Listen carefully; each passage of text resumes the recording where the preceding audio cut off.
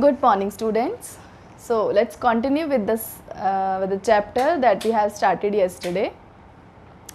So we have started with the principles of inheritance and variation, in which we have studied the laws of Mendel, Mendel's law of inheritance. And now, and yesterday we have also started with the exceptions to Mendel's law of dominance, in which we have studied about incomplete dominance, in which I told you that sometimes both the alleles representing a character are dominant. So if they are present together, then they will show a mixed character, means some amount of you can say the product which is formed by one dominant gene, some amount will be produced by one gene and other amount will be produced by other gene. Okay, so that was the 4 o'clock plant we have studied as an example of incomplete dominance, in which the F1 hybrid was pink in color, because उसमें क्या था कि जो red colour के flower थे और white colour के flower थे, उनकी जो जीन्स थी उन्होंने ऐसा प्रोडक्ट प्रोड्यूस किया जिससे दोनों का मिक्स होके एक न्यू कैरेक्टर डेवलप हो गया. ठीक है, तो हम इसलिए इसको इनकम्प्लीट डोमिनेंस बोलते हैं कि ना तो उसमें वाइट पूरी तरह से डोमिनेंट था, ना ही रेड पूरी तरह से डोमिनेंट था. दोनों ने इकट्ठे जब वो प्रेजेंट थे अपना अपना कैरेक्टर शो किया, बट थोड़े थोड़े अमाउंट में, जिसकी वजह से हम इसको कम्प्लीटली डोमिनेंट नहीं बोल सकते. Next exception to law of dominance is codominance. So codominance is the phenomena of expression of both the alleles in a heterozygote. Means, you know, heterozygous is the condition when both the alleles are present, one is dominant and one is recessive. ठीक है, जैसे आप normally हम tall plant का example लेते हैं, toll और dwarf का, तो उसमें क्या होता था, डोमिनेंट हेट्रोजाइगस कंडीशन क्या होती थी, जब दोनों एलील्स डिफरेंट होती हैं और एक करेक्टर को रिप्रेजेंट करती हैं. उसमें से एक डोमिनेंट होती है और दूसरी रिसेसिव होती है. This is dominant one and this is recessive one. ये तो हो गया नॉर्मल कंडीशन जो कि मेंडल ने स्टडी किया था. But here we are talking about codominance, in which both the alleles in a heterozygote are able to express itself. Means यहाँ पे दोनों alleles different present हैं और दोनों ही अपना करेक्टर शो कर रही हैं. ठीक है, इन दोनों में से ना तो कोई टॉल है, मीन्स ना तो कोई डोमिनेंट है और ना रिसेसिव है, मीन्स दोनों डोमिनेंट हैं. Codominance means both are showing their character. और कल मैंने आपको बताया था कि डोमिनेंस कैसे शो होती है, जब एक पर्टिकुलर जीन एक पर्टिकुलर प्रोडक्ट को फॉर्म करती है तो वो डोमिनेंस शो करती है. ठीक है, तो इस केस में क्या होता है कि दोनों एलील्स जब हेट्रोजाइगस कंडीशन में प्रेजेंट होती हैं तो दोनों ही अपने प्रोडक्ट को फॉर्म करती हैं और दोनों ही प्रोडक्ट जो हैं, दोनों चीज़ें जो प्रोडक्ट फॉर्म होते हैं, दोनों अपने आप को एक्सप्रेस करते हैं. मीन्स मान लो यहाँ पे टॉल और ड्वार्फ की हम बात करें, टी जीन जो थी वो अपना टॉल प्रोडक्ट टॉलनेस शो कर रही थी और जो स्मॉल टी था जो वो अपना ड्वार्फनेस शो कर रहा था. लेकिन it is not possible to show both the characters together, क्योंकि एक ही प्लांट टॉल या ड्वार्फ ही होगा ना, टॉल और ड्वार्फ इकट्ठा तो नहीं हो सकता. But we have some examples in which there is a codominance, in which in a heterozygous condition both the alleles will produce their products and will express themselves. So next line, the alleles which do not show dominant recessive relationship are able to express themselves independently when present together are called codominant alleles. Means जब दोनों alleles dominant recessive relationship show नहीं करती हैं and they are able to express independently, then they will be together called as codominant alleles. So its best example is blood group AB, because you know there are 4 types of blood group we have studied in class 11 also: blood group A, blood group B, blood group O and blood group AB. So the type of blood group AB is the example of codominance. How is that so? So for this we will study in detail the blood group. Means what is the antigen present over the RBC, on the basis of which we decide the blood group of a person. Means which antigen is present on the surface of RBC, depending upon that the blood group will be decided. And what is there in the case of AB blood group, कि किस तरह से दोनों jeans अपने आप को express करती हैं. So let's see the explanation.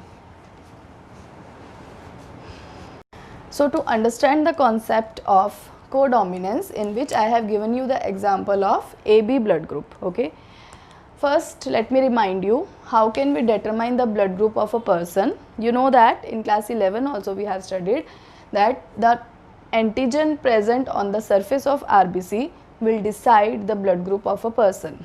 Antigen is what? It is an oligosaccharide. When we will study the immune system, chapter immune system, then you will be more clear कि there are some specific antigens present over the surface of the cells which will help them to means you can say they will help them to give an identification that they are a specific cell, they are what is their function. And जैसे हमारे fingerprints होते हैं ना एक specific person के जो कि दूसरे से मैच नहीं करते, उसी तरह से सेल्स के सरफेस के ऊपर एक ग्लाइकोप्रोटीन या ओलिगोसेक्राइड प्रेजेंट होता है जो कि जिसको हम क्या बोलते हैं? एंटीजन, जो कि उसको एक स्पेसिफिक मींस आइडेंटिटी देता है जिसकी वजह से the body can recognise its own cells, because you know हमारे इम्यून सिस्टम के सेल्स जो होते हैं वो एंटीबॉडी प्रोड्यूस करते हैं, तो वो एंटीबॉडीज़ हमारे किससे रिएक्ट करती हैं? जो एंटीजन्स होते हैं, जो भी माइक्रो ऑर्गेनिजम्स हमारी बॉडी में एंटर करते हैं। तो ये अगर एंटीजन्स, अगर हमारी इम्यून सिस्टम के एंटीबॉडीज़ हमारी खुद की बॉडी के सेल्स को एंटीजन को डिटेक्ट करेंगी, then they will start killing our own cells. Okay, तो that is why they have a specific glycoprotein और oligosaccharide over its surface which is called antigen. तो जो ये स्ट्रक्चर मैंने यहाँ पे शो किया, it is what? An antigen. Okay, so how the blood group is decided? So this is an RBC and the type of antigen present over the surface of RBC will decide the blood group of the person. If RBC has an antigen A, then blood group will be A. If RBC has antigen B, then person's blood group will be B.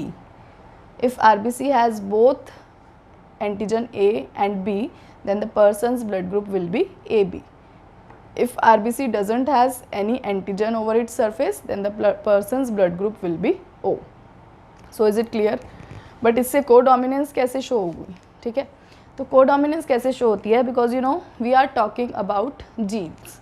So and you know that the genes are, if this is a cell, inside the cell we have a nucleus and we have the chromosomes, and genes are present over the surface of DNA.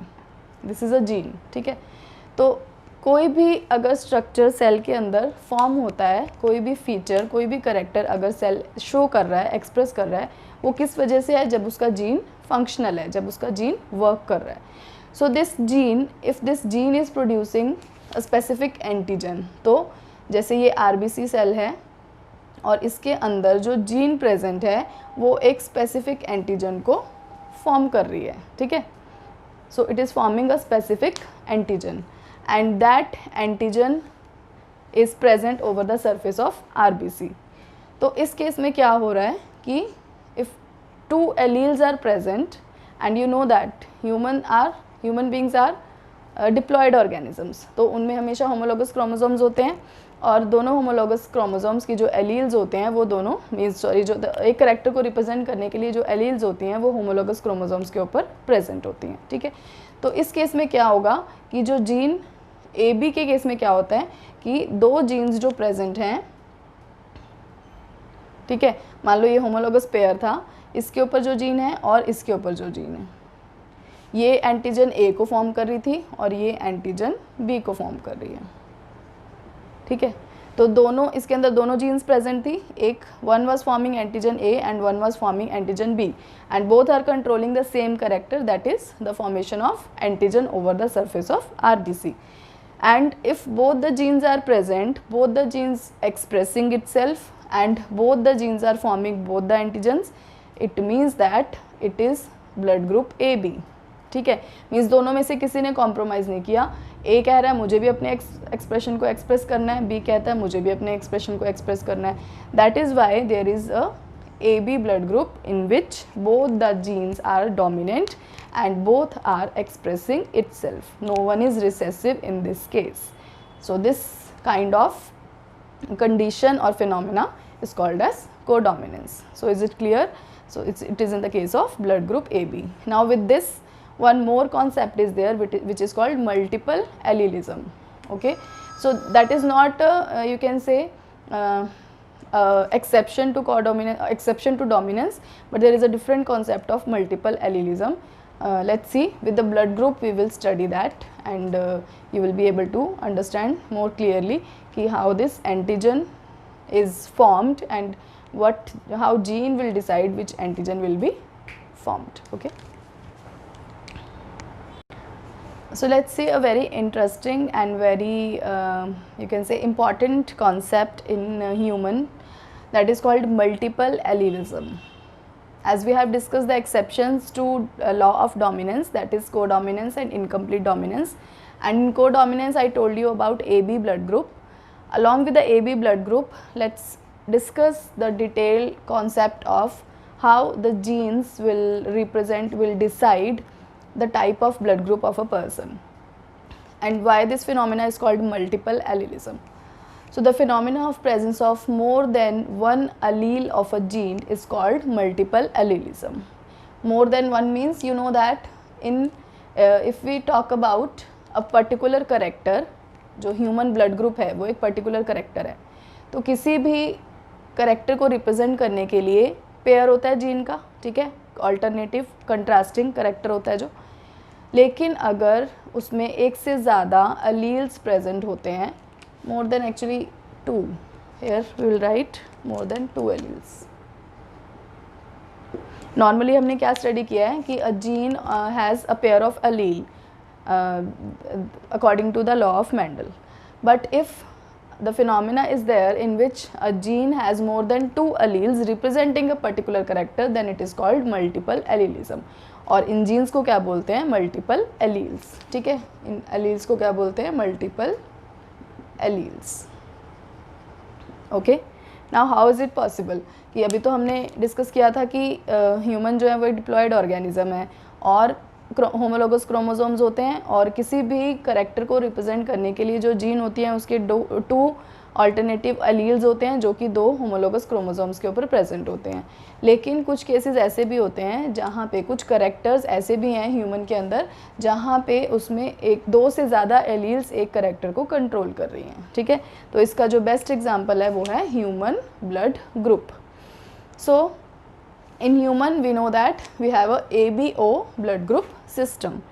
ABO blood group system means we have 4 types of blood group or 4 phenotypes A, B, AB and O. And human, it is an example of ABO blood group system जो है वो कोडोमिनेंट का भी example हमें clear करता है, dominant recessive का भी करता है और मल्टीपल एलील्स का भी करता है. वो कैसे करता है अभी हम स्टडी करेंगे. First you should clear, human has 6 genotypes of blood group and 4 phenotypes. ये जीनोटाइप्स जो मैंने यहाँ पे लिखे हैं IA, so we have 6, 1, 2, 3, 4, 5 and 6. IB, I0, IA, IB, I0. So these are the 6 genotypes. Now how I have written this, what does this I mean, what does this A mean, we will discuss in detail further. And 4 phenotypes means, phenotypes क्या होते हैं? जो हमें बाहर का expression show होता है. So we have A, B, AB and O. 4 types के blood groups हैं, तो ये 4 phenotypes हैं. Now let's study the 6 genotypes. ये वैसे आपने स्टडी किया हुआ है क्लास 11 में, हमने ब्लड ग्रुप का सिस्टम इसमें एंटीजन एंटीबॉडी हमने स्टडी किया था, बट यहाँ पे हम ये स्टडी करेंगे कि जीन्स किस तरह से वर्क करती हैं उसको एक स्पेसिफिक ब्लड ग्रुप देने के लिए. So let's see the concept behind the blood group and how it explains multiple alleles concept. Okay, so first let me tell you, as I told you, in multiple allelism it is a phenomena in which a character or a gene has more than 2 alleles. Normally 2 alleles होते हैं किसी भी character को represent करने के लिए, लेकिन blood group system में 2 से ज़्यादा alleles present होते हैं जैसे कि ह्यूमन में होता है. ठीक है, तो यहाँ पे क्या है, जो जीन ब्लड ग्रुप को एक्सप्रेस कर रही है उस जीन को हम क्या बोलते हैं? आई gene. That gene is called I. It is shown with capital I. It has 3 alleles instead of 2. Normally 2 होते हैं, एक डोमिनेंट होता है एक रिसेसिव होता है, लेकिन इसमें इस केस में क्या है? अलील्स 3 हैं. 1 is represented by I A, 1 is represented by I capital B and a third one is I capital with O at the subscript, okay, superscript. And और you can also write it with the small I. अब उन दोनों को हमने capital से ही show किया, लेकिन इसको स्मॉल से क्यों किया? Because these two are dominant one which we have studied in codominance. Yes, so in which we have studied that where these two genes capital I with superscript A and capital I with superscript B is present, that is the concept of codominance. So it means in this case the gene representing the character of human blood group has 3 alleles out of which 2 are dominant and 1 is recessive. तो यहाँ से 3 चीज़ें, 3 point clear होते हैं. एक multiple alleles का concept, क्योंकि ये 2 से ज़्यादा एलील्स प्रेजेंट हैं. एक कोडोमिनेंस का concept which we have already studied in case of AB blood group. And third one is the dominant recessive concept, means 2 are dominant and 1 is recessive. Okay, तो तीनों concept यहाँ से clear होते हैं. अब हम पढ़ेंगे genetic basis of blood group, कि ब्लड ग्रुप जो है वो किस तरह से डिसाइड होता है, मीन्स जीन किस तरह से डिसाइड करती है कि ब्लड ग्रुप कौन सा होगा. ठीक है, और ये जो AB का सिस्टम है ये आपको पता लग गया होगा कि अगर जीन IA जीन है तो वो कौन सा एंटीजन प्रोड्यूस करेगी, एंटीजन A, मतलब अपना प्रोडक्ट बनाएगी. अगर IB जीन है तो वो एंटीजन B बनाएगी. अगर I नॉट या फिर स्मॉल I जीन है तो वो कोई भी एंटीजन नहीं बनाएगी. ठीक है, तो इन्हीं एंटीजन्स के बेस पे ही हम ब्लड ग्रुप डिसाइड करते हैं. ठीक है, तो let's see. So one as normal जो हमेशा होता है कि one of the allele or gene will be coming from parent 1 and the second one will be coming from parent 2 with the homologous chromosomes when they get separated during gamete formation. ठीक है, you have to relate it along with the cell division. So if parent 1 the gene coming is IA and from parent 2 the gene coming is IA, then the genotype is IA, then the blood group will be A. So it can also be considered as phenotype, क्योंकि ये अपना expression show कर रहा है. Is it clear कि दोनों अगर capital I capital A हैं तो यहाँ पे ब्लड ग्रुप कौन सा होगा, A, क्योंकि दोनों ही जीन्स A एंटीजन को फॉर्म करेंगी. यहाँ पे कौन सा एंटीजन सरफेस पे फॉर्म हो रहा है, A एंटीजन. ठीक है, second one is if one parent from one parent the gene coming is capital IA and from parent 2 the gene coming is IO, recessive वाली अगर आ रही है यहाँ पे आप IO भी लिख सकते हैं या फिर स्मॉल I भी लिख सकते हैं. तो condition will be IAIO. So again the blood group will be this because dominant is this one. तो यहाँ पे डोमिनेंट रिसेसिव का भी कॉन्सेप्ट हो रहा है क्लियर. ठीक है, तो यहाँ पे भी क्या होगा, एंटीजन A होगा और ब्लड ग्रुप A होगा. In next case if the gene coming is IB and from second parent gene coming is IB, then IB blood group will be B. Okay, then the gene coming is IB and from second one the gene coming is IO, then the genotype will be IBIO, so blood group will be B, क्योंकि ये वाली gene कोई भी antigen produce नहीं करेगी और ये gene B antigen को प्रोड्यूस करेगी, जिसकी वजह से ब्लड ग्रुप B होगा. ठीक है, और यहाँ पे भी डोमिनेंट रिसेसिव का कॉन्सेप्ट हमारा क्लियर हो रहा है. ठीक है, तो ये क्या है, डोमिनेंट रिसेसिव. 3 कॉन्सेप्ट यहाँ पे क्लियर होंगे हमारे, डोमिनेंट रिसेसिव,